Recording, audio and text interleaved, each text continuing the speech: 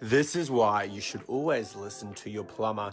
Now, this client had originally picked a back-to-wall toilet. Unfortunately, I said to him, by the photos, it looks like it's out of range, which is the drainage point, which is why I showed the measuring tape.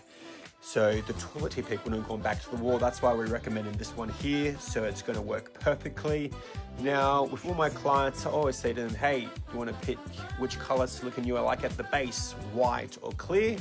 He said, which one's more popular? I said, normally people pick, clear, but it's completely up to you. I said, recently people have been roasting me online because clients have been picking white. So I said, which one do you want? He's like, well, I want white. I said, white it is. So that's the color silicone at the base, white.